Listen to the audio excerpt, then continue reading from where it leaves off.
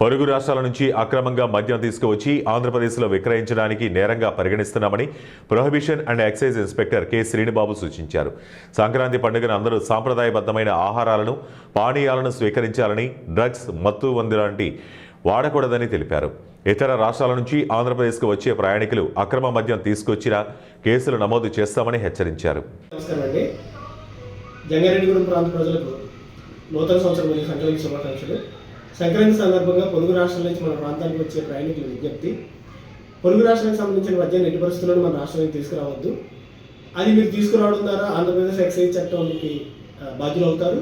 Excise చట్టం దృష్ట్యా నేరం అది. దయచేసి అలాంటి పనులు ఎవరు చెయ్యొద్దు. అలాంటి మద్యం తీసుకొస్తున్నప్పుడు మీ వాహనాలు పట్టుబడితే వాహనాలు కూడా జప్తు చేయడం జరుగుతుంది, మీ మీద కేసులు పెట్టడం జరుగుతుంది. దయచేసి ఎవరు కూడా అలాంటి వాటి జోలికి వెళ్ళొద్దు. హ్యాపీగా సంక్రాంతి చేసుకుందాం. మన ప్రాంతానికి వచ్చి హ్యాపీగా సంక్రాంతి జరుపుకుని తిరిగి మళ్ళీ మన ప్రాంతాలు చేరుకునే వరకు ఇలాంటి కార్యకలాపాలు ఎవరు చెయ్యొద్దు. దయచేసి ఏలూరు ఎక్సైజ్ శాఖకు సహకరించండి. నమస్కారం.